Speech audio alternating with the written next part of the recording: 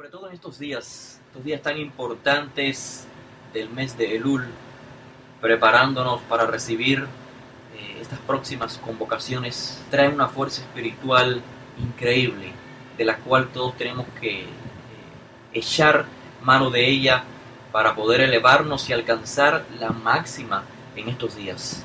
Son días que, para aquellos que estamos conscientes de estos días, sabemos la magnitud espiritual que se encuentra en cada uno de ellos. Así que son días en los que podemos ver de manera más clara la divinidad, de manera más clara la bondad de Hashem. Así que son días, cada uno de ellos, importantes. Tenemos que estar conscientes de todo lo que pasa a nuestro alrededor. ¿Por qué? Porque existen medios a través de los cuales Hashem nos permite regresar, medios a través de los cuales Hashem nos permite comprender en qué sentido en nuestra vida tenemos que crecer, reconocer nuestros errores, confesar nuestros errores, enmendar aquellos daños que hayamos hecho para poder estar listos para las próximas convocaciones, a partir del comienzo del séptimo mes, siendo la primera de ellas Yom Teruah. Yom Teruah encabeza Yom Kippur, Sukkot y Shemini Atzeret, la última santa convocación. Y queremos hoy, exponer un estudio sobre el significado de esta convocación, en particular Yom Teruah. ¿Cuál es su mensaje?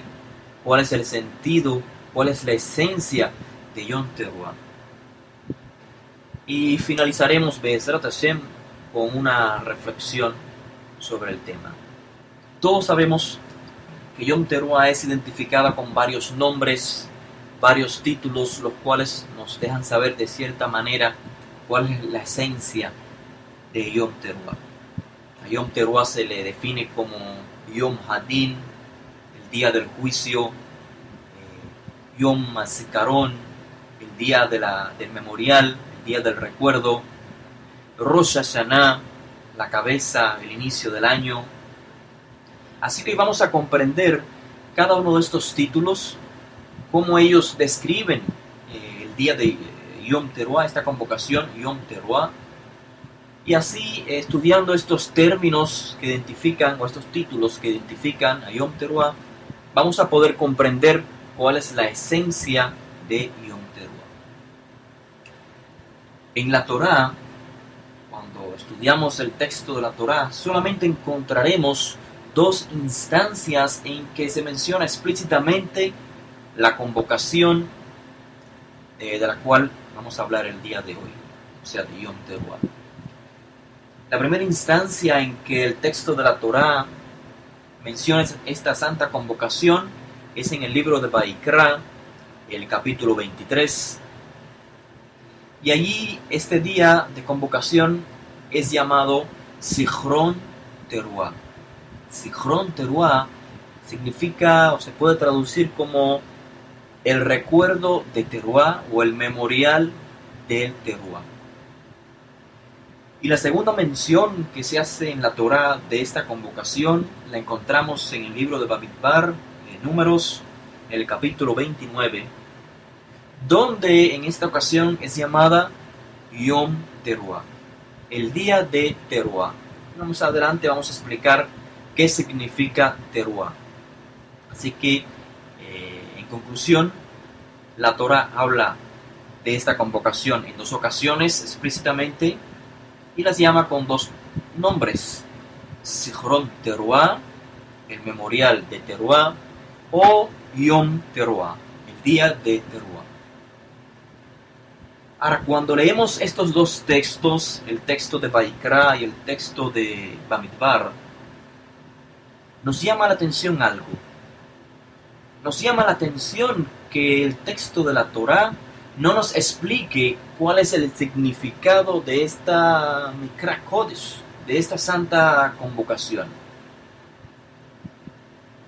No vemos a primera vista el por qué fue elegido este día en particular, el primero del séptimo mes. ¿Por qué? La Torá lo llama Zichron Teruah, el día que conmemoramos el sonido del Teruah. Pero estoy seguro que más de uno de nosotros nos hemos preguntado, bueno, ¿conmemorar qué? Dice conmemorar el sonido del Teruah, pero ¿a qué se refiere este sonido? O sea, ¿qué sucedió en nuestra historia, ya sea la historia de todos los seres humanos o la historia particular de Israel? ¿Qué sucedió en el séptimo mes para que sea una conmemoración? Repito, el día dice en el texto de Vaikra, Zichron Teruah, conmemoración, un recuerdo de Teruah. Pero ¿qué es aquello que recordamos? No encontramos que el texto nos mencione algo que ha ocurrido en esta fecha.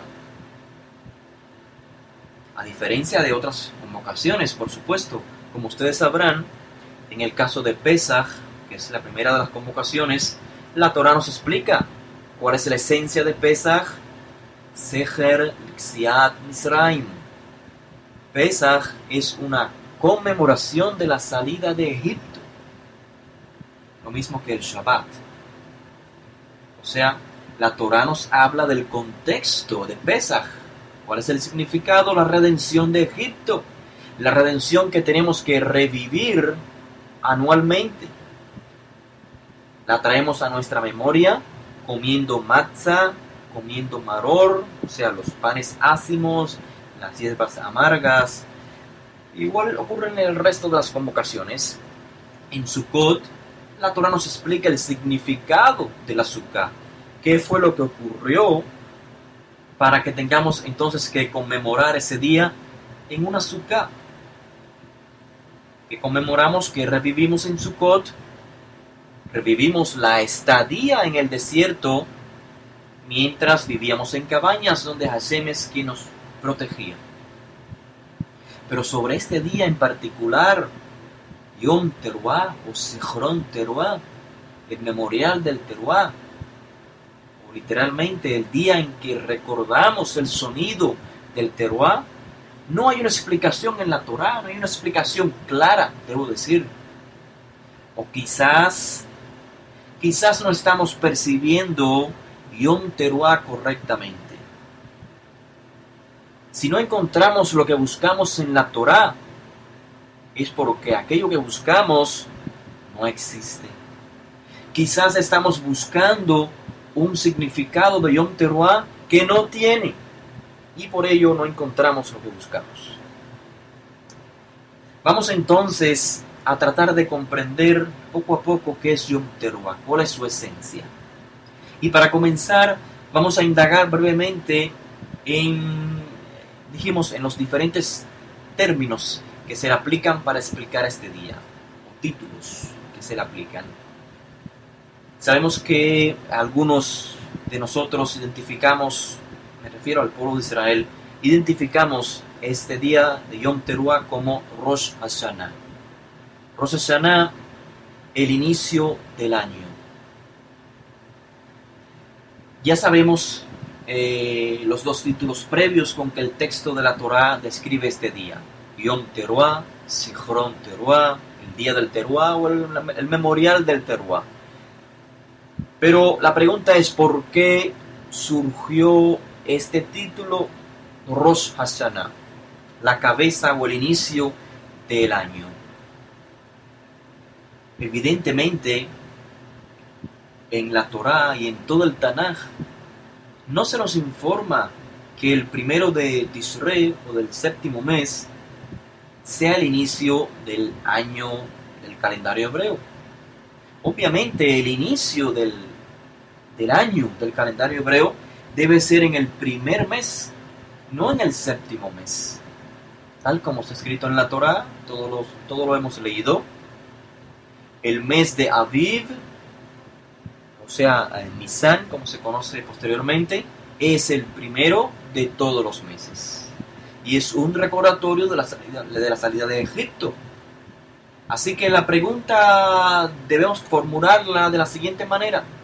¿Cómo surgió esta idea de Rosh Hashanah, del principio del año, en el séptimo mes? ¿Cómo es posible esto? En la Torá, no sé cuántos recuerdan la cita en el capítulo 23 del libro de Shemot, de Éxodos. En la Torá se describe a Sukkot, la conmemoración de Sukkot, como la fiesta de la cosecha. Esto está en Shemot 23, el verso 16. Dice el texto que Sukkot es la fiesta de la cosecha a la salida del año. Dice en hebreo, Betzet Hashanah, a la salida del año. Sukkot, repito, es la fiesta de la cosecha a la salida del año. Dice el texto, cuando recojas del campo tu trabajo, tu cosecha. Esto es lo que dice la mayoría de las traducciones. O sea, Sukkot marca la salida del año. Pero si Sukkot marca la salida del año, eso significaría que el primero de Tishrei, o sea, el día 1 del séptimo mes, recuerden que el séptimo mes es el día en el cual cae Sukkot, la celebración de Sukkot. Así que decir que Sukkot marca la salida del año significaría que el primero de Tishrei, el primero del séptimo mes, no sería el inicio del año. Pues recuerdan, Sukkot acontece el día 15 del séptimo mes. No el primero, el 15. Así que no tendría sentido que el primero del séptimo mes comenzara un año nuevo, comenzara Rosh Hashanah, la cabeza o el inicio del año. Y luego, en el día 15, nos dijera la Torá que se marca la salida del año. No tiene ningún sentido. No sé cuántos me pueden seguir en esta deducción. O sea, si dijéramos que el primero del séptimo mes marca Rosh Hashanah, el inicio del año, ¿cómo es que el texto de la Torá nos dice que el día 15 del séptimo mes, que es Sukkot, marca la salida del año? O sea, salimos del año después que lo comenzamos. Obviamente no estamos comprendiendo bien, algo no está bien, estamos quizás comprendiendo fuera del contexto. En primer lugar, debemos de saber que el contexto del texto que acabo de leer en Shemot 23 es un contexto agrícola. ¿Recuerdan? Sukkot es definida como, o identificada como, la fiesta de la cosecha. Ahora, cuando el texto continúa y dice Betzet Hashanah, a la salida del año, cuando recojas del campo tu trabajo, ¿qué significa esto en referencia a Sukkot? El término Shana, el término hebreo Shana, aunque bien puede entenderse como año, también tiene otro sentido más, podemos decir, general. Shana significa realmente repetición. Shana significa ciclo, secuencia. Y en efecto, la vida del ser humano está llena de secuencias, está llena de ciclos. La vida está llena de ciclos, de repeticiones. De hecho, en la propia Mishnah, en el tratado Rosh Hashanah, se listan 4 Rosh Hashanah, se listan 4 ciclos, o si se quiere decir 4 años.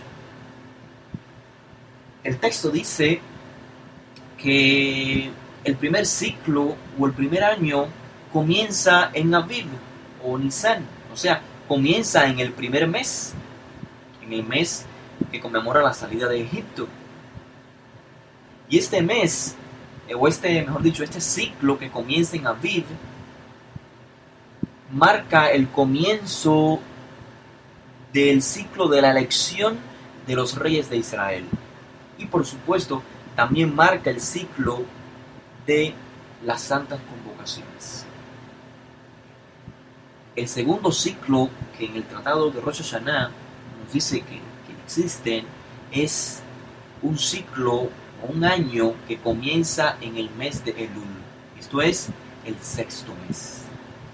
Y este ciclo o este año que comienza en Elul marca el comienzo del ciclo del diezmo del ganado, o el comienzo del año que marca, que comienza con el diezmo del ganado.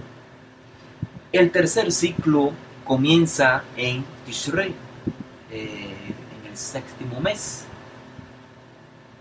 Comienza en Yom Teruah, y por esto Yom Teruah es llamado en otra tradición Rosh Hashanah. Y este marca el comienzo del ciclo del jubileo. Recuerden que el jubileo comienza en el séptimo mes. Finalmente se nos enseña un cuarto ciclo. Este comienza en el mes onceavo y marca el comienzo del ciclo de los árboles, o el año de los árboles, que actualmente se sigue perpetuando. Así que, teniendo esto claro, que tradicionalmente existen varios ciclos, o varios, podemos decir, Rosh Hashanah, varios comienzos de ciclos, podemos entonces comprender, volviendo al texto de Shemot, el cual nos habla en un contexto particular, en un ciclo particular, el ciclo de la agricultura. En otras palabras, lo que el texto de Shemot dice es que Sukkot es la fiesta de la cosecha que acontece en la salida del ciclo agrícola, cuando se comienza a recoger la cosecha. Por ende, cuando leemos que en la salida de Egipto Hashem instruyó, Hashem ordenó que el mes de Aviv será el primero de los meses del año, pongamos atención, cuando salimos de Egipto y Hashem nos ordena diciendo, este mes, el mes de Aviv, es el primero de los meses del año,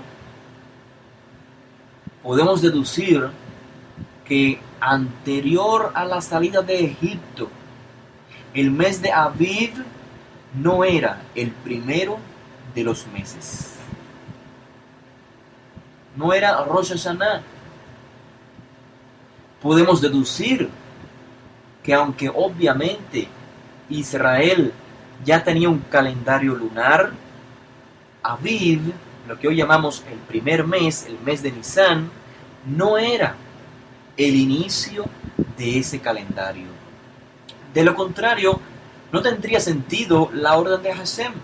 No tendría sentido que Hashem ordenara en aquel momento, este es el primero de los meses. Si nos lo ordena, esto significa que no era el primero de los meses. Teníamos otro inicio, comenzábamos en otra época, en otro mes.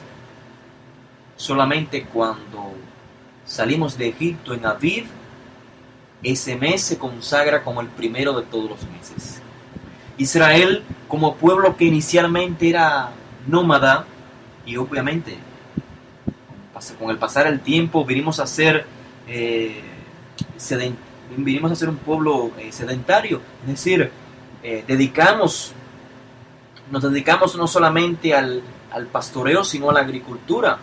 Así que es muy posible que el ciclo agrícola marcara el ciclo donde se renuevan los meses.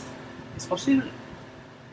Así que la razón por la que no entendemos, como dije anteriormente, no entendíamos, mejor dicho, cómo es posible que Sukkot, el día 15 del séptimo mes, se identifique en el libro de Shemot como Beset Hashanah, como la salida del año, se debe a que antes de la redención de Egipto teníamos un orden de meses diferente O sea, lo que hoy llamamos séptimo mes o Tishrei, anteriormente, o sea, anterior a la salida de Egipto, no era el séptimo mes, sino que solo cuando Aviv viene a ser identificado como el primer mes del año, entonces el mes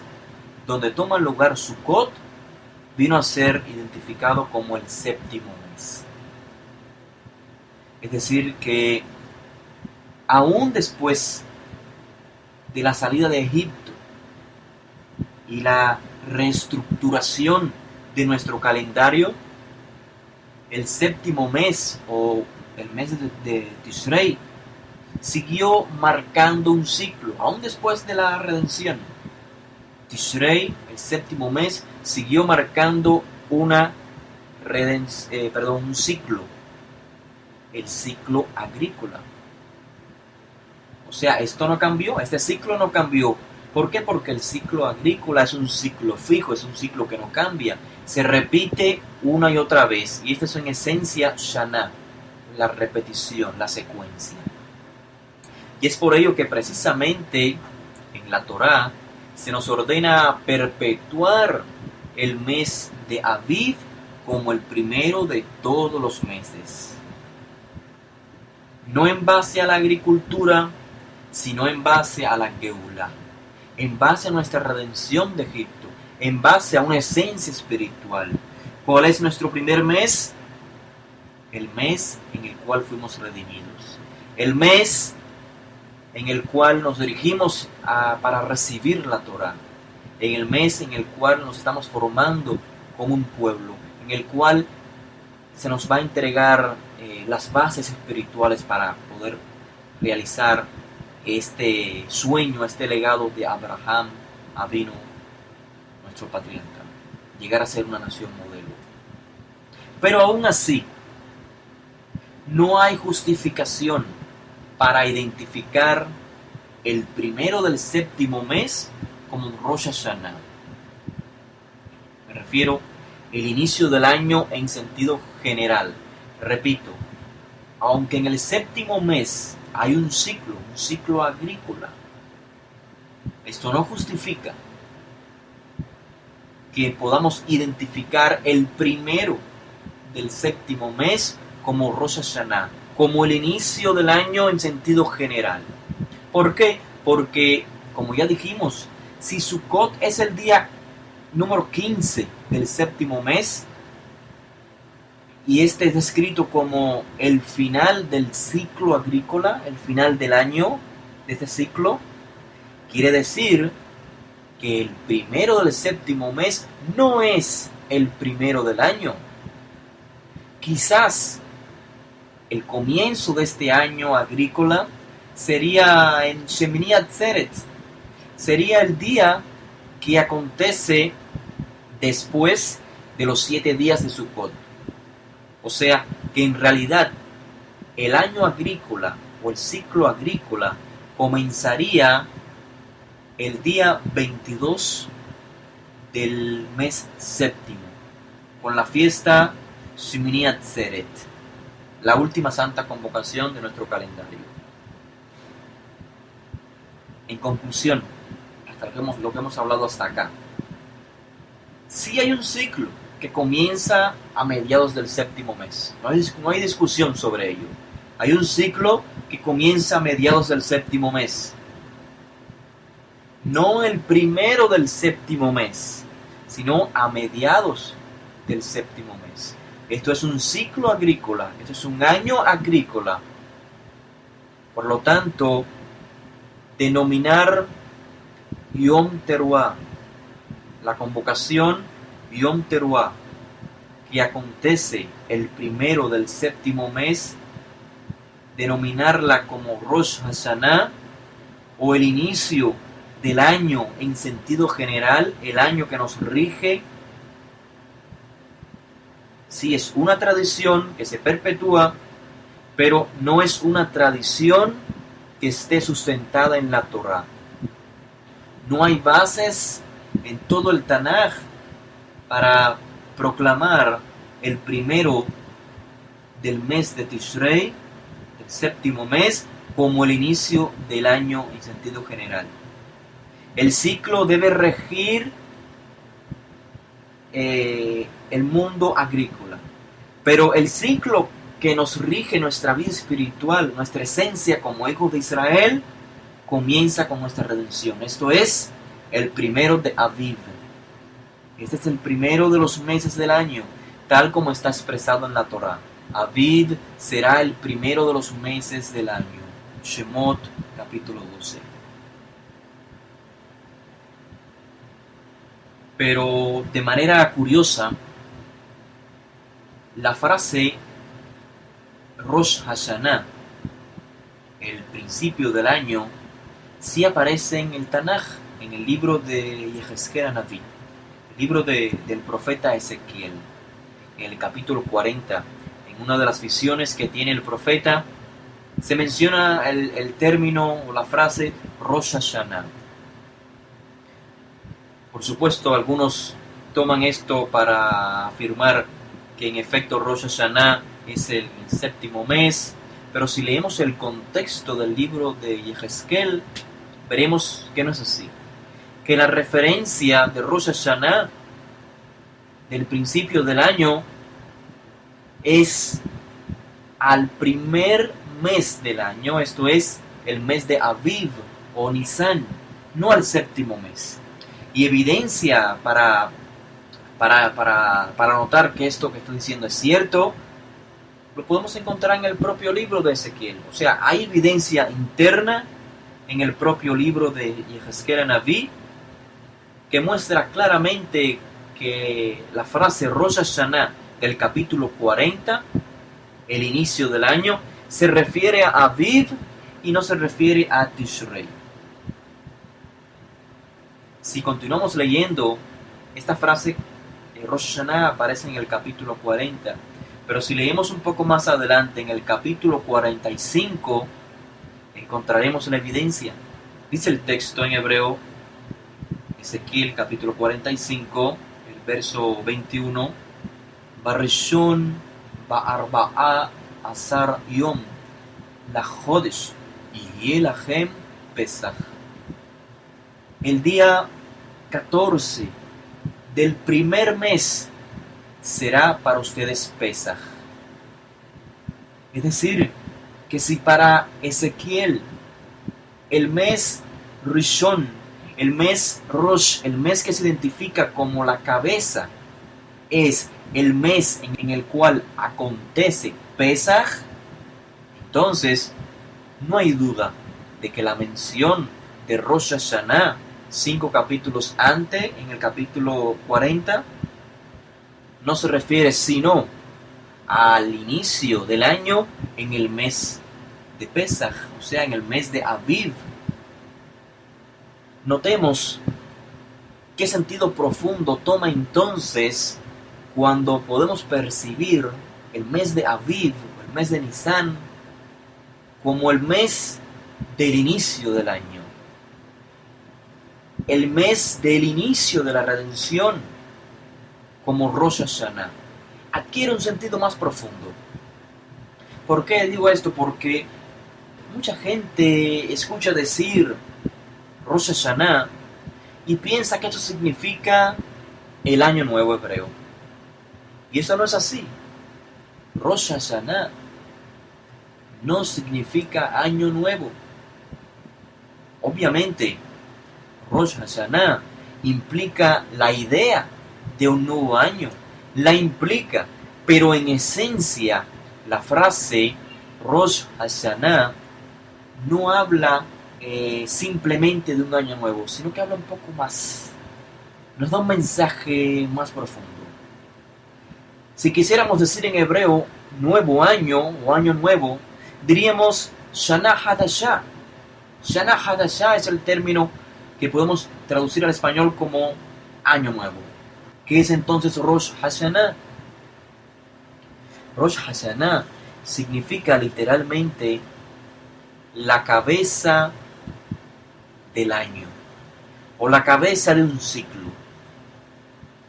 Y repito, si entendemos tal como Ezequiel lo hace en base a la Torá. Si entendemos Aviv, el mes de la redención, como Rosh Hashanah, como la cabeza del año, comprenderemos una realidad más profunda.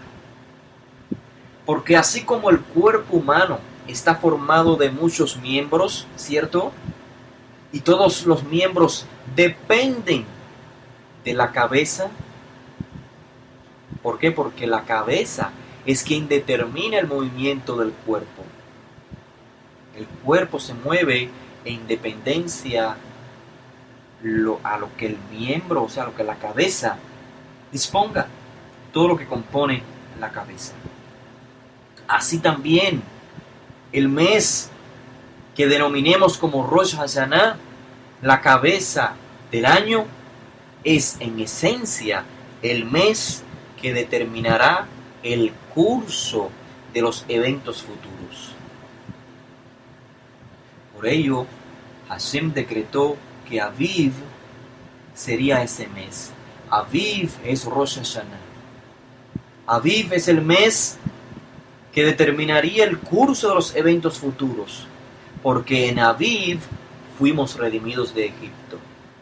En Aviv tuvimos la Geulá, la redención, la liberación. Y solo aquellos que obtuvieron la redención de Egipto pudieron continuar al monte Sinaí. Y solo aquellos que continuaron al monte Sinaí recibieron la Torá. Y luego se dirigieron hacia la tierra prometida. Así que Aviv es el mes que nos determina. Aviv es el mes que determina el curso de nuestra vida. Habiendo comprendido todo esto, el término de Rosh Hashanah, qué significa, por qué es aplicado por una tradición a Yom Teruah, habiendo comprendido todo esto, y no olvidando que esta convocación, la convocación de Yom Teruah, es llamada en la Torá con dos términos, Zichron Teruah y también Yom Teruah, podemos proseguir preguntándonos, ¿qué es Teruah? ¿Qué significa este término? Teruah es un sonido de alarma. En el Tanaj leemos que este término se usa tanto para el sonido emitido por un shofar, por un cuerno de un animal, o también por voz humana. Es un gemido, es un grito, es una alarma. Pero específicamente el término teruah es usado muchas veces como el sonido de convocación a la guerra. No sé, aquellos que han visitado a Israel, tenemos algo en que podemos recordar. Así como es similar a la alarma que escuchamos en Israel cuando hay peligro, cuando han lanzado algún misil y cada quien debe refugiarse. Así es el sonido que emite el shofar. Es como un sonido de alarma. Yom Teruah entonces es el día del sonido de alarma. La alarma que emitimos con el shofar. Ahora, ¿qué significa la frase Zichron Teruah? El término hebreo Zikaron es lo que se traduce comúnmente como memorial, como recuerdo. Pero, ¿qué significa realmente en hebreo recordar? ¿Qué es un memorial en hebreo? Zikaron, Seher, la memoria, el recuerdo, es la posibilidad que tenemos los seres humanos de conectarnos con el pasado. Es la posibilidad que tenemos de desconectarnos de tiempo y espacio, de poder viajar fuera de tiempo y espacio. A través de la memoria, del recuerdo, podemos conectar el pasado con el presente. Podemos revivir el pasado en el presente. A través del recuerdo podemos eternizar un momento en nuestra vida. Por ello, la raíz del término zicarón, el memorial, es zahar. Y zahar, recordar, también significa en hebreo varón. ¿Por qué? Porque por lo general en la familia el varón, el zahar, en base a sus atributos, es el que perpetúa. Y este es el común denominador en el idioma hebreo entre recordar y varón. Ambos se pronuncian zahar. El común denominador es la perpetuidad. O sea, lograr que algo no se pierda en el tiempo. Es decir, que zicarón es en esencia la conexión. Zicarón es la activación de algo. Nos estamos conectando con algo. Realmente, cada moed, cada convocación sagrada es en esencia un zicarón. Es en esencia un recordatorio, un memorial. En cada moed conectamos el pasado con el presente. Todo en relación a la redención, a la Yetziat Mitzrayim, a la salida de Egipto. Como dijimos ya previamente al inicio de nuestra charla, Pesach, Matzot, Yom Kippur, Sukkot, todos son un memorial de un suceso en el pasado, pero que lo traemos al presente por medio de la memoria y lo volvemos a experimentar. O sea, lo volvemos a vivir.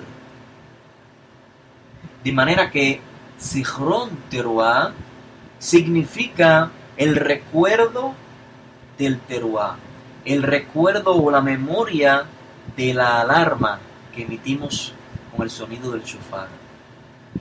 Pero nos preguntamos obviamente, ¿cuál es ese sonido de alarma que en el primer día del séptimo mes volvemos a vivir o volvemos a experimentar?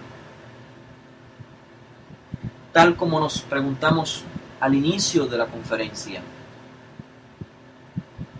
¿Qué estamos trayendo al presente? ¿O con qué nos estamos conectando? Porque dijimos que si indagamos en la Torá, no vamos a encontrar un solo evento que ha sucedido en esta fecha, en el primero del séptimo mes. Entonces, ¿con qué nos estamos conectando? ¿O qué es lo que estamos recordando? En Pesach recordamos la salida de Egipto, Matzot, en la transición, Sukkot,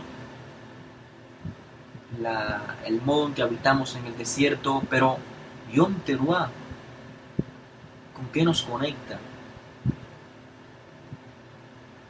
Si buscamos en las palabras de los Nevi'im, Baruch Hashem, que tenemos Nevi'im, que Israel tiene Nevi'im, Akdoshim, los profetas que hablaron con verdad y justicia, ellos nos pueden traer luz sobre este tema.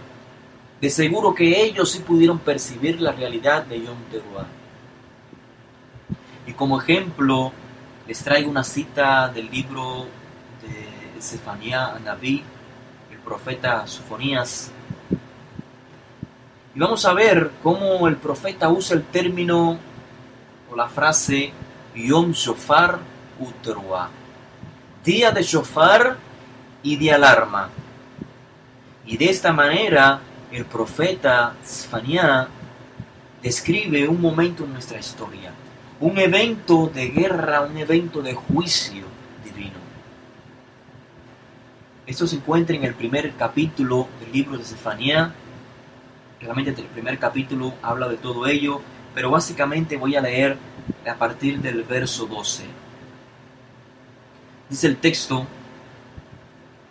acontecerá en aquel tiempo que yo escudriñaré, dice Hashem por medio del profeta, yo escudriñaré a Jerusalén con antorchas y haré visitación sobre los hombres que están sentados sobre sus haces, los cuales dicen en su corazón, Hashem no hará bien ni mal. En otras palabras, Hashem no hará juicio. Aquí no va a haber juicio.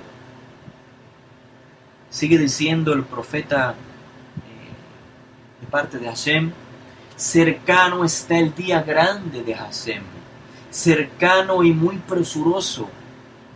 Voz amarga, Yom Hashem, el día de Hashem.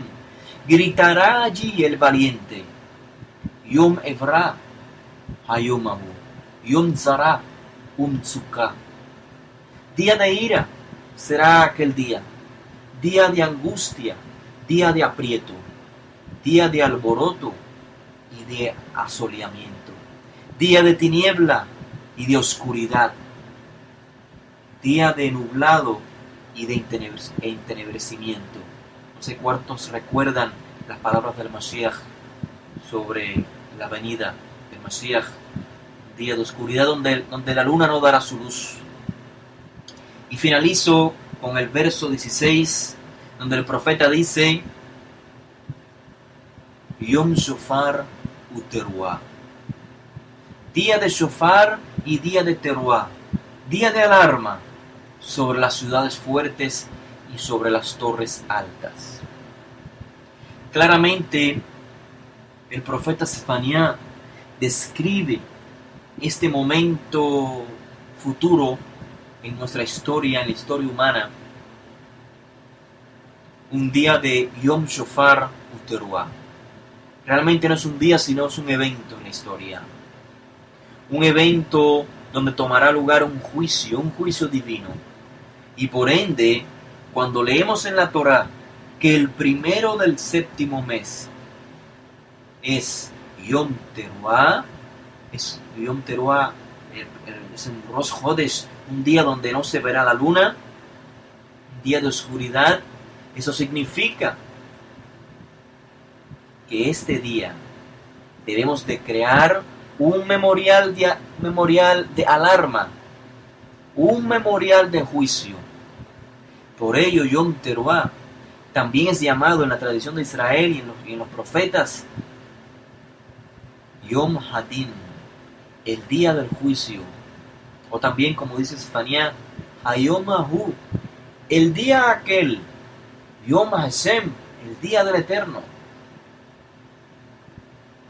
Claro que cuando hablamos de juicio, esto equivale a rendir cuentas. Así que esta es la esencia de Yom Teruah. El día de rendir cuentas, no solo del mal que no hicimos, sino del bien que no hicimos. Ahora se hace obvia la razón por la que no encontramos en la Torá la narración de un evento histórico relacionado con la fecha de Yom Teruah. No hay algo que sucedió, un evento que sucedió que tenemos que recordar otra vez. ¿A qué se debe esto? Simplemente se debe a que Yom Teruah o Zichron Teruah, el recordatorio del Teruah, o mejor dicho, la conexión del Teruah, es una conexión con nuestra esencia como seres humanos. En Yom Teruah nos estamos conectando con lo que somos en realidad. Estamos trayendo a la memoria nuestra esencia. Estamos trayendo a nuestra memoria toda nuestra vida. Lo que hemos hecho en nuestra vida. ¿Qué hice con los años de vida? Preguntas como estas son evocadas por un sonido de alarma del shofar. Tiene que ser así. ¿Por qué? ¿Por qué tiene que sonar una alarma para hacernos pensar, para traer a nuestra memoria lo que hemos hecho con nuestra vida? ¿Por qué? ¿Por qué tiene que haber un día en particular en que se nos alarme con sonido fuerte? Un día en que se nos haga recordar nuestra esencia. ¿Por qué? Porque increíblemente, estimados Jabrín, el ser humano común, quiero decir, no valora la vida sino hasta el día de la muerte. El día de la muerte recordamos todo lo que hicimos y lo que pudimos hacer y no hicimos. Mientras tanto, el ser humano común es pasivo en referencia a la vida. La gente común pasa año tras año buscando el sentido a la vida, pero no lo encuentra. Pasa uno y otro año más, envejecen y no le encuentran sentido a la vida. ¿Por qué? ¿Por qué no le encuentran el sentido a la vida? ¿Por qué cuando se mueren, en ese momento quieren valorar la vida? Porque en el resto de la vida, en los años de niñez y de juventud, no encontraron un sentido a la vida, no pudieron valorar la vida. ¿Y por qué? Porque la vida en sí misma no tiene un sentido, no tiene una razón de ser. Y esa es la llave de John Terway. La vida en sí misma no tiene un sentido o una razón de ser, sino que el ser humano es quien le da el sentido a la vida. Somos nosotros los que le damos el sentido o la razón de ser a la vida. Así que deja de buscarle el sentido a la vida. Dale tú el sentido a la vida. Con tus acciones, dale sentido a la vida. El ser humano común trata de darle sentido a la vida en los bienes pasajeros, o busca el sentido de la vida en los bienes pasajeros. Y por eso vemos que la mayoría de los seres humanos viven para trabajar, viven para comprar, viven para gastar, viven para comer, cuando en realidad debería ser al revés. Como porque vivo, trabajo porque vivo. No vivo para comer, sino que como porque vivo. No vivo para trabajar, sino que trabajo porque vivo. Es decir, que mientras vivamos para los bienes o los goces pasajeros, no encontraremos o no le daremos sentido a la vida. Nuestra vida no tendrá ningún sentido. ¿Por qué? Porque el ser humano en esencia es un ser espiritual, es un ser trascendental, no pasajero. Y la vida o estar vivo es evidencia de ello. Así que la vida solo se vive con sentido cuando impera en nosotros la espiritualidad. Y cuando digo espiritualidad, me estoy refiriendo a lo que es bueno. O sea, cuando vivimos de acuerdo a todas las cualidades positivas, esto es espiritualidad, las cualidades positivas. Cuando vivimos de acuerdo a ellas, somos seres que podemos identificarnos con la divinidad. Podemos crecer, podemos decir que estamos vivos cuando practicamos el amor, el respeto, la compasión, la justicia, la equidad, la bondad y el altruismo. Todo esto es espiritualidad. Todo esto es la vivencia de las mitzvot, de los mandamientos. Cuando vivimos así, entonces le estamos dando un sentido a nuestra vida. Un sentido verdadero. Un sentido que compagina con nuestra esencia espiritual. Somos tal para cual. El ser humano no sabe cuánto valora algo hasta que lo pierde. Y así le sucede con la vida. No hay momento en la vida de la persona que más valore su vida, sino en el momento de la muerte. en ese momento donde comienza a traer a su memoria, a su recuerdo, cuánto hice y cuánto no hice. Cuánta importancia le di a la vida espiritual, a la vida verdadera, porque no somos seres humanos simplemente de carne y hueso, sino que en esencia somos espirituales, somos trascendentales. Así que esa es la esencia de Yom Teruah, el día de alarma, Yom Hadin, el día del juicio, Zichron Teruah. Traemos a nuestra memoria nuestra esencia, nuestra vida, por medio de una alarma, como si llegase el día de la muerte, porque dijimos que el juicio equivale a pedir cuentas, y eso es lo que nos sucede en el día de la muerte. Pero además del día de la muerte, hay un día en específico en la historia de la humanidad que tomará lugar, este Yom Hashem, el día de Hashem, este Yom Hadim, que tomará lugar para toda la humanidad. Habrá un juicio, es una transición del Olam Hazé al Olam Haba, que ocurrirá relacionado con la resurrección de los muertos, el cambio a otra dimensión, el cual se simboliza en términos, recuerdan, en un juez, en un tribunal, donde separa justos de los impíos, todo simbólico. Pero, como dije, hay un Yom Hadim personal. Hay un día de juicio personal para cada ser humano. Y ese es el día de la muerte del ser humano. Nos podemos preguntar entonces, de manera conclusiva, ¿por qué Hashem nos juzga en Yom Teruah? ¿Por qué se hizo un día en que Hashem nos juzga? ¿Por qué hay un día en que se nos pide cuentas? ¿Por qué? Porque tenemos una responsabilidad. Como seres humanos vinimos al mundo con una responsabilidad sobre nuestros hombros.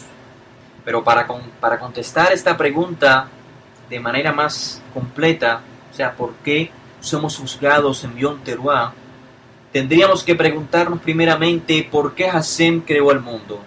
Y como ya hemos dicho en previas conferencias, Hashem, bendito sea, tiene una cualidad muy particular. Hashem es Tov Umetiv. Hashem es bueno y solo otorga el bien. No podemos concebir nada negativo de parte de Hashem. Aún aquello que a nuestra corta vista pareciera negativo, realmente es un bien superior. Y todos hemos experimentado esta realidad. ¿Por qué? Porque está escrito en el libro de Tehilim, Olam Hesed Yivane. Olam Hesed Yivane. El mundo está construido por Hesed, por un acto de bondad, por un acto de altruismo. Hashem es Tov Umetiv. Hashem es bueno y solo otorga el bien. O en otras palabras, Hashem no creó el mundo buscando un beneficio del mundo. Hashem lo tiene todo. Hashem no carece de nada, a diferencia del ser humano que fue creado con la sensación de necesidad. Diariamente estamos necesitados de algo. Hashem no. En otras palabras, Hashem no creó el mundo esperando recibir un bien de las criaturas. Tampoco Hashem creó el mundo para poder amar al mundo, sino que más bien Hashem creó el mundo porque amó primeramente. O sea, la creación en sí misma es un acto de Hesed, un acto de amor, de altruismo. Es una entrega de parte de Hashem. Porque Hashem amó, Hashem creó el universo. Hashem otorgó un bien sin esperar nada a cambio. Porque amaba tanto a Hashem, creó el mundo. Otorgó un bien, nos hizo. Entonces, ¿cómo comprender que Hashem nos juzga en Yom Teruah? Cuando Hashem hace un juicio, repito, no es nada más que para otorgarnos un bien. Hashem hizo al ser humano con la sensación de necesidad Todo lo que hacemos en nuestra vida es porque previamente hubo una necesidad, un deseo, una carencia. Todo lo que hacemos, si nos fijamos bien, es porque tenemos una carencia. Aún el deseo por estudiar es porque carecemos del conocimiento y queremos aprender.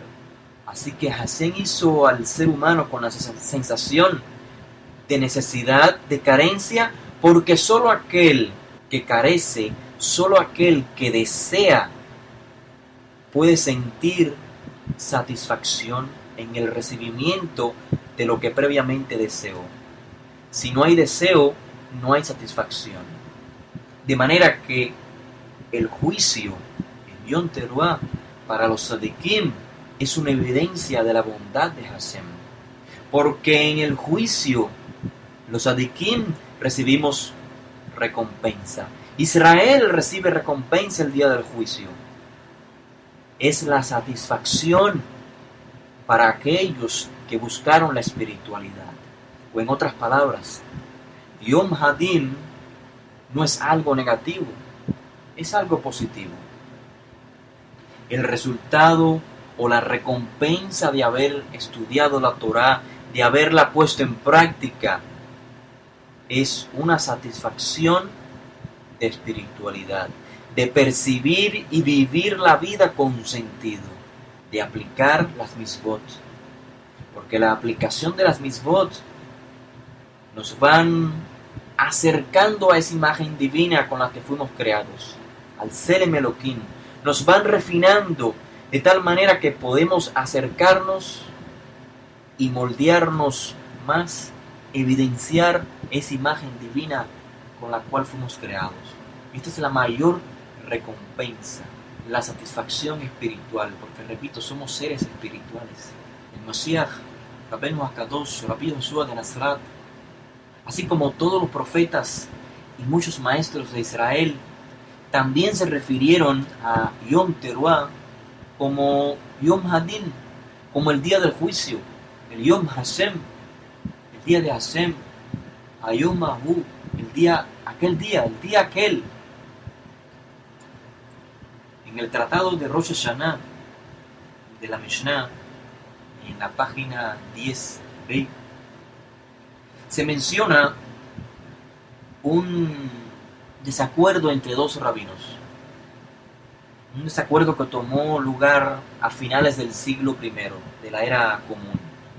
Y este desacuerdo trataba sobre cuándo y cómo sería el momento de la redención. El momento de la llegada del Mashiach. ¿Cuándo y cómo sería?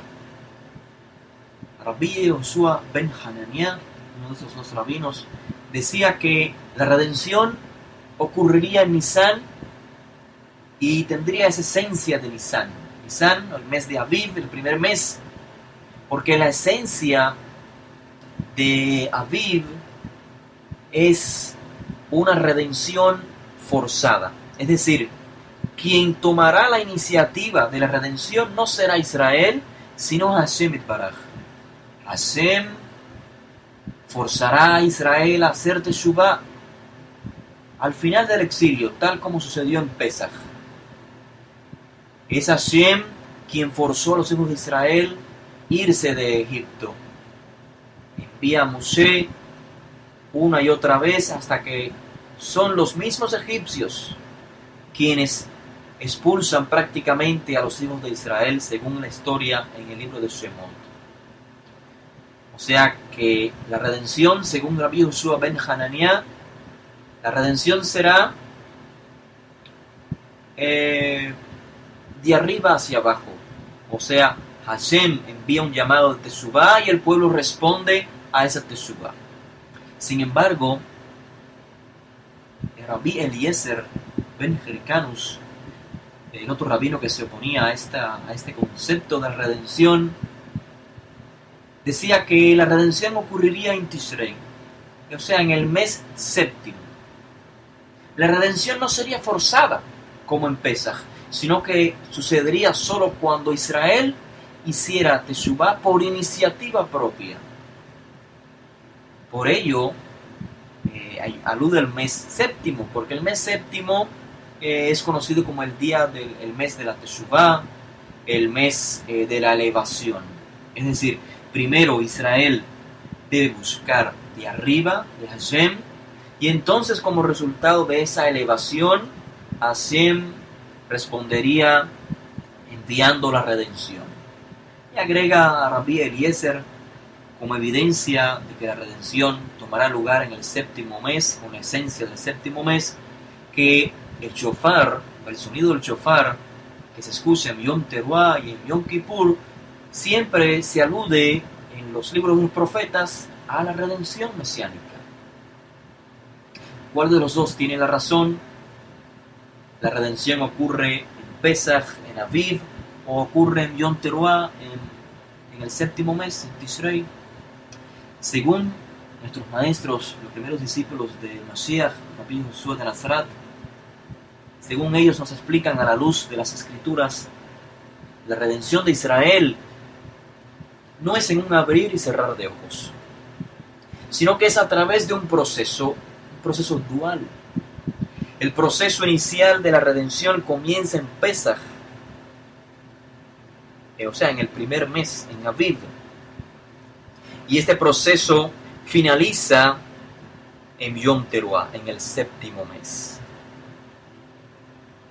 Eso es lo que nos enseña el Mashiach y sus primeros discípulos.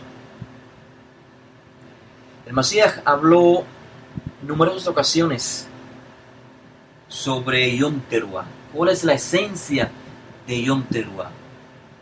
Cada vez que leamos en los escritos de los primeros discípulos mencionar el Yom Hashem o el Yom Hadin, el día del juicio, no es nada más que una referencia a Yom Teruah, el día en que finaliza la redención, en que culmina la redención. En cierta ocasión, Rabbi Josué explicó en Mashal, en una parábola, la esencia de Yom Teruah, y esta parábola se encuentra en el libro de Toldot de Josué, en el capítulo 105, para aquellos que quieran leerlo posteriormente. O sea, no voy a leer toda la parábola, porque estoy seguro que todos la conocemos. En breves palabras, la Mashal trata de un hombre que se fue de viaje, pero antes llama a 3 de sus siervos y les reparte su dinero. Al primero le dio 5 monedas, al segundo siervo le dio 2 monedas y al tercero le dio 1 moneda. Los 2 primeros siervos laboraron, se esforzaron y multiplicaron las monedas. Pero el tercer siervo lo que hizo es un hoyo en la tierra y escondió el dinero de su amo. De manera que cuando el amo regresa de ese viaje, llama a los 3 siervos para ajustar cuentas. El primero le dio al amo su dinero duplicado, o sea, le entregó las 5 monedas de oro más 5 monedas de oro más. Y así también hizo el segundo, entregó un total de 4 monedas de oro. Las 2 que recibió y otras 2 que ganó para su amo. De esta manera ambos fueron premiados por el bien, por el esfuerzo que hicieron. Pero cuando vino el tercer siervo y le entrega a su amo la misma moneda que había recibido, o sea, sin frutos, diciéndole: no laboré, no me esforcé, no puse tu moneda a multiplicarse por temor a que fuera a perderla, por temor a que te enfadaras. Rabbi Josué finaliza la mashal diciendo que el amo contestó y dijo: siervo malo y perezoso, después de saber que yo ciego lo que no sembré y recojo lo que no esparcí, precisamente por eso tú debiste haber dado mi posesión o mi moneda a los cambistas, de manera que a mi venida yo hubiera recibido lo que es mío con ganancia. lo tanto, dijo el amo, quítenle la moneda de oro y dénsela al que ganó las 5 monedas de oro. No al que ganó 2 monedas más, sino al que ganó 5 monedas de oro. Finaliza diciendo el Mashiach, al que tiene le será dado, y al que no tiene, aún lo que le fue destinado para él, se le quitará. Eso es la vida. Al siervo perezoso, dice Mashal, envíenlo a la oscuridad de los lugares bajos. Allí será el llanto y el crujir de dientes. ¿Cuál es la enseñanza de esta Mashal? Obviamente, si tenemos noción del significado tradicional de Yom Teruah, en el contexto de los maestros de Israel, comprenderemos de manera clara la enseñanza. Desde la antigüedad, los maestros de Israel han enseñado, hablando en forma alegórica, que en Yom Teruah, Hashem es como un juez que abre 3 libros. Un libro, Sefer HaHaim, el libro de la vida, donde escribe a los tzadikim. Allí los nombres de los tzadikim son escritos para la vida. Este es el Sefer HaHaim. Hay otro libro que abre el Todopoderoso como juez, el Sefer HaMavet, el libro de la muerte, en el cual se inscribe a los Reshaim, a los malvados, a aquellos que no hicieron nada en su vida, solo mal. Los inscribe para la muerte. Pero hay otro tercer libro. Un tercer libro en el cual se inscribe a los Beinonim. Los Beinonim son aquellos, digamos, la mayoría de los seres humanos. La mayoría que no son tzadikim ni son reshaim. Están como en el medio. Esos quedan inscritos en este libro temporalmente por 10 días. Los 10 días de Teshuvah. Los 10 días que comienzan con Yom Teruah y concluyen en Yom Kippur, el día de la expiación, del perdón. En ese momento se definirá el futuro de los Beinonim, de aquellos que estuvieron en el medio. Y esta imagen simbólica es la misma que Rabbi Joshua de Nazaret habló en el primer siglo. 3 tipos de personas en el Yom Hadim, en el día del juicio. En Yom Teruah, Israel, los temerosos de Hashem entre las naciones, y los malvados de todo el mundo. Esos son los 3 tipos de personas. La Mashiach lo que nos enseña es que todos los seres humanos fuimos creados con potenciales. No se puede decir, yo no tengo potencial ninguno. No, todos tenemos la capacidad de darle un sentido a la vida, porque todos tenemos una misión en este mundo, por muy simple que seamos. Todos tenemos una misión que completar en este mundo. Hay unos con más capacidad que otros, por supuesto. Hay unos, mejor dicho, con más requisitos que completar que otros, con más responsabilidad que otros. Israel con la responsabilidad de todo el mundo, de iluminar a todo el mundo. El resto de las naciones con la responsabilidad de ser personas éticas, morales, personas de principios. Hay unos con más requisitos, responsabilidad que otros. Esto depende del medio ambiente donde hayamos crecido, donde hayamos nacido. Depende de la predestinación, donde se nos hizo nacer. Porque ninguno de nosotros escogemos a nuestros padres, sino que nacemos por predestinación.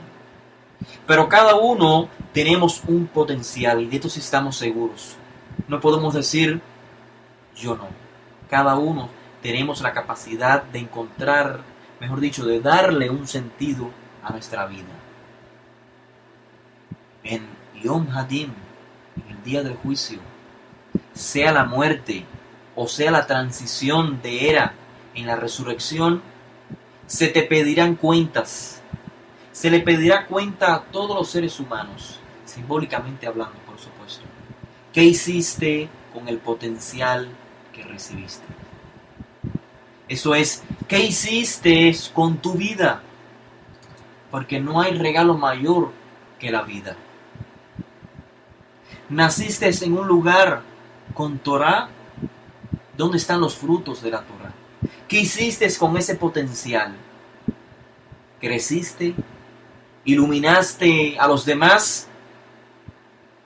¿O te alejaste y te asimilaste? Naciste en un lugar, digamos, remoto, donde nunca escuchaste hablar de la Torah, pero tienes noción de que hay un creador. Tienes noción de que ser buena persona es lo correcto, es lo moral, es lo ético. ¿Qué hiciste con ese potencial? ¿Fuiste buena persona? ¿Fuiste buen hijo, buen padre, buen hermano, buen ciudadano? ¿Valoraste la vida? ¿Alimentaste tu alma, tu esencia espiritual, o te dedicaste a los placeres pasajeros? ¿Invertiste tu tiempo, tu vida en la vivencia de los principios espirituales que son los mismos para todos los seres humanos, hijos de Israel o de cualquier nación? ¿Viviste de acuerdo a la voluntad del Creador o viviste en base a tu propia voluntad, a los placeres pasajeros? No importa si no pudiste explotar tu potencial al máximo, no te preocupes, no te compares, porque repito, cada uno somos diferentes. No podemos ocupar o tomar el papel que no nos corresponde. Ser un jajam de la Torah no significa ser un tzadik, ojo. Ser un rab no significa ser un tzadik. Hay personas que no son maestras. Personas que no son maestros, no tienen ese potencial. Y sin embargo, son grandes tzadikim. Mayor que muchos rabanim. Apreciados por Hashem. Hashem solo te pide emuná. Emuná significa perseverancia, esfuerzo. Hashem solo te pide que labores, aún con tus dificultades. No desmayes, persevera, esfuérzate. Lo que Hashem no tolera es al perezoso. El que no hace nada. El que no hace nada por la vida espiritual. Si completaste tu misión, entonces eres de los tzadikim. Y por haber trabajado tanto el Israel como el temeroso de Hashem entre las naciones, ambos reciben el don de la vida, de vivir eternamente. ¿Por qué? Porque ambos vivieron la vida eterna en la vida presente, en el Olam Hazé. Y como vivieron de acuerdo a la vida eterna en el Olam Hazé, en la transición de la era, cuando el cuerpo perezca, recibirán un cuerpo nuevo. Es decir, estas personas elevaron la Neshama. Hay veces que olvidamos lo importante que son las acciones. Hay veces que olvidamos que nuestras acciones tienen una repercusión en todo el mundo. Mientras que la gente común piensa que las acciones de cada cual afectan solo a ellos mismos, solo en su pequeño mundo. Recordamos que Israel está destinado a ser una luz en el mundo. Tenemos esa obligación, ese destino. Imaginemos que el mundo es una empresa donde Israel juega el papel del presidente de la empresa. ¿Cómo podría funcionar una empresa si el presidente toma livianamente sus acciones? Digamos que el presidente llega tarde a la empresa.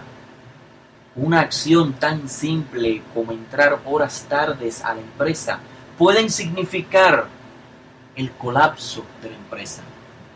Cualquier acción positiva o negativa de parte del presidente de la empresa es vital para el desarrollo de toda la empresa, en este caso del mundo entero.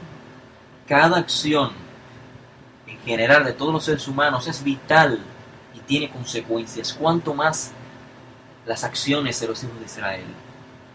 Y quiero finalizar esta conferencia con una reflexión que nos da el Mashiach precisamente sobre este día de Yom Teruah y sobre este tema, de lo importante que son nuestras acciones canalizadas.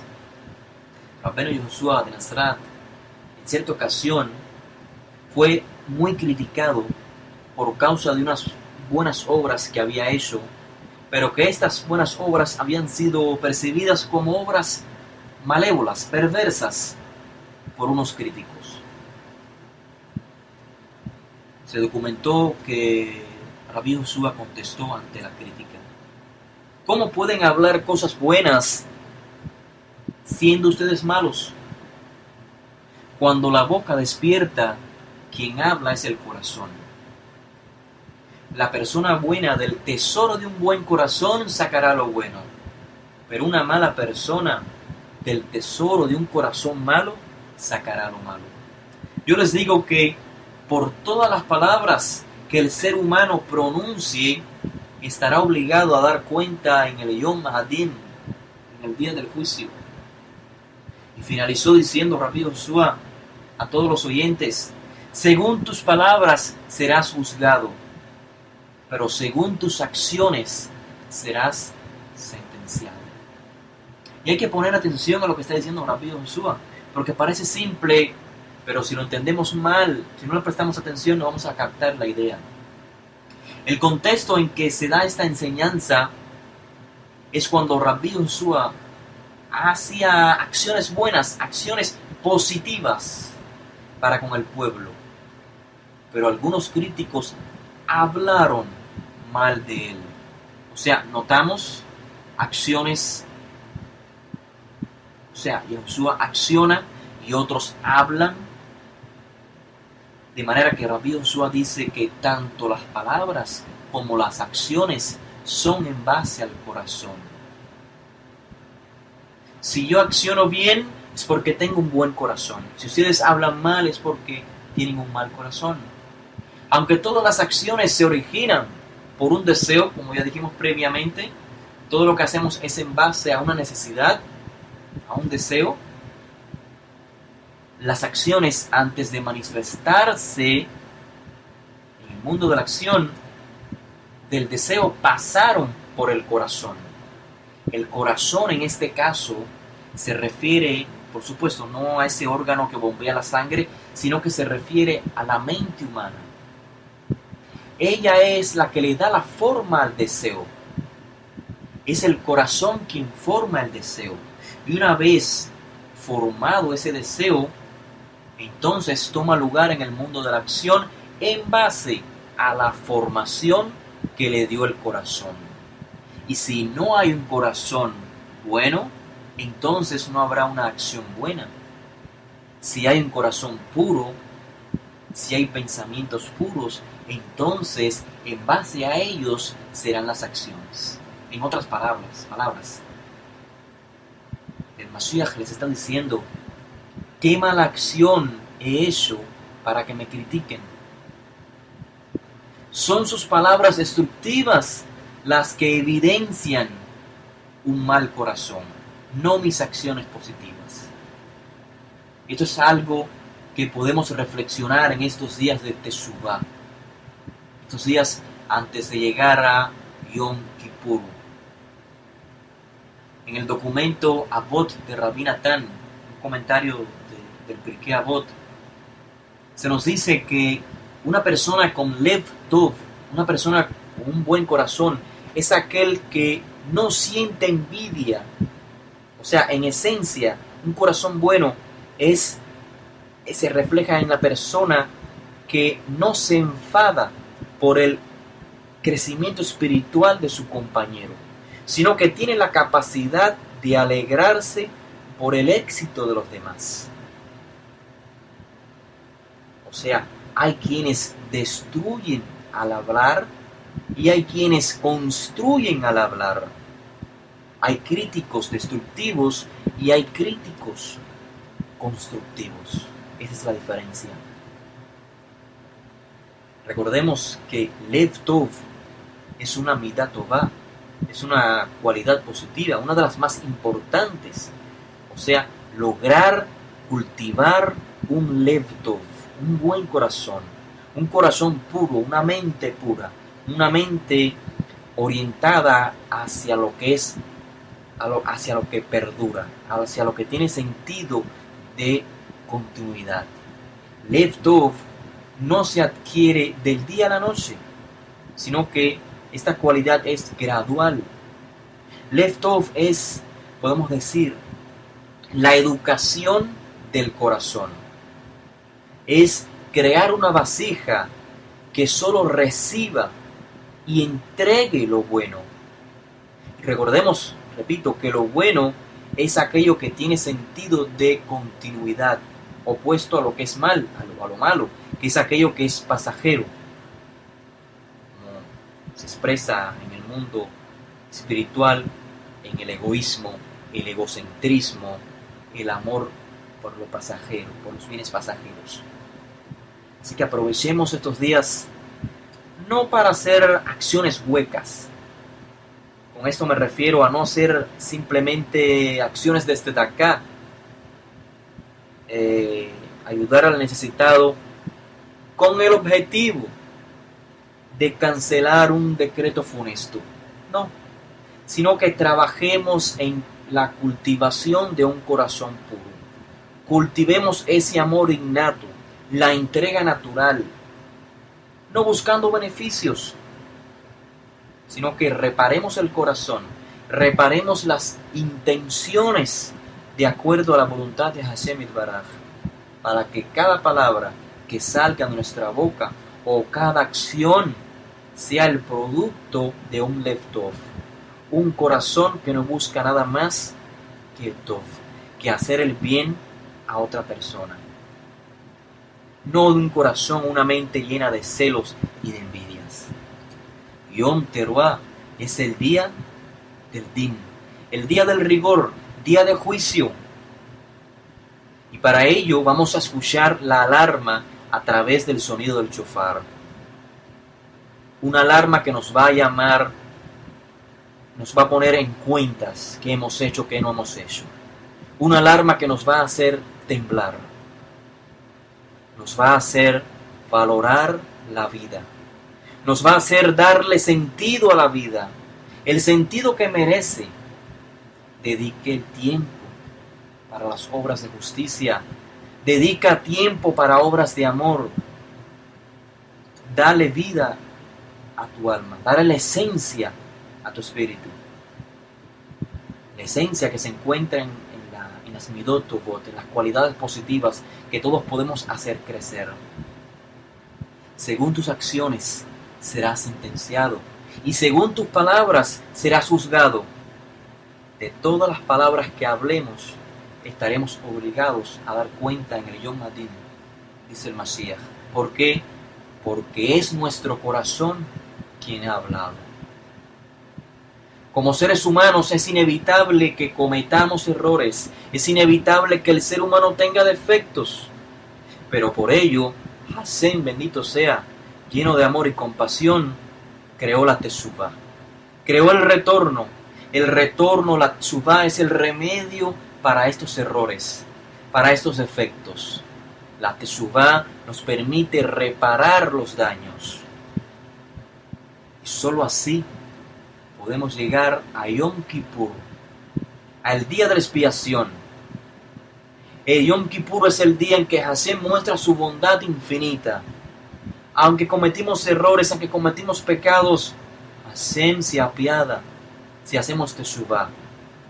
Hashem muestra bondad para los Beinonim, para aquellos que estuvieron en el centro, ni Sadikim ni Reshaim, pero que llegó los días de Teshuvá y corrigieron sus errores e hicieron Teshuvá. Aquellos que están en medio tienen una oportunidad de definirse hasta Yom Kippur. Este es el mes en que vamos a ver la bondad de Hashem todos los días. No sé cuántos la pueden percibir. Personalmente la he podido percibir en este mes. Así que aprovechemos todas las instancias en que se nos permite hacer obras de justicia para hacer Teshuvah. Las Ma'asim Tovim, las obras buenas, las obras positivas, son evidencia de que estamos haciendo Teshuvah, de que estamos corrigiendo nuestro carácter, de que estamos dándole sentido a nuestra vida. Recordemos que es Teshuvah. Teshuvah es una guerra interna en el corazón, eso es, en la mente del ser humano. Una guerra con el Yetzer Hará, con el deseo de hacer lo negativo, aquello que es pasajero, en lugar de hacer o de inclinarnos o darle oído al Yetzer Hatov, a la inclinación de hacer cosas positivas, cosas con sentido de eternidad. ¿Y cómo se logra la Teshuvah? Recordamos, como dijimos en ciertas parashiot, estudiando en el Sefer de Barim, hay una misvah de Teshuvah. Y la misvah nos dice en el libro de Devarim, dice Moshe, expresando las palabras de Hashem, esta misvah que ordeno hoy, la misvah de la Teshuvah, no está lejos de ti, está en tu corazón. La misvah de la Teshuvah comienza con el vidui, comienza con la confesión, cuando reconocemos y confesamos el error. Ese es el inicio de la Teshuvah. La Teshuvah tiene varios pasos. Primer paso, Hakarat Hahet, reconocer haber cometido una transgresión, haber hecho un error. Ese es el primer paso. Luego, Haratá, el arrepentimiento. Es el segundo paso. Proseguido a esto viene Vidui, la confesión. Confesarle no solamente al Eterno, a Hashem Yitbaraj, sino a la persona a la cual hicimos un daño. Seguido a esto viene abandonar el error. O sea, no cometer el error otra vez. Y finalmente, la liquidación. O sea, la restitución del daño que cometimos. Reparar el daño. Tomemos estos días para reparar los daños, para regresar a Hashem, para hacer todo lo que tengamos a nuestro alcance. Recuerden que Yom Teruah es el día del juicio, como el día de la muerte. Quiera Hashem encontrar favor en nosotros, quiera Hashem que estemos listos para estos días. Que no nos encontremos, que no seamos inscritos en el libro de los Beinonim, en el libro de aquellos que estuvieron en el centro, en el medio, sino que nos seamos inscritos, simbólicamente hablando, en el libro de la vida. Que se nos cuenten como Sadikim, que hayamos hecho lo máximo, como en la parábola que explicó Rabenu, lo máximo de nuestro potencial. Quiera Hashem que esa sea la realidad en estos días de Teshuvah. De esta manera concluimos la conferencia, la reflexión de este día, esperando que haya sido del beneficio de todos ustedes, que hayan podido encontrar palabras de ánimo, de aliento en cualquier dificultad que nos encontremos. Porque estamos en un mes, repito, en el cual Hashem, si tenemos ojos para ver y percibimos la realidad superior, cada día vamos a encontrar un medio a través del cual poder crecer.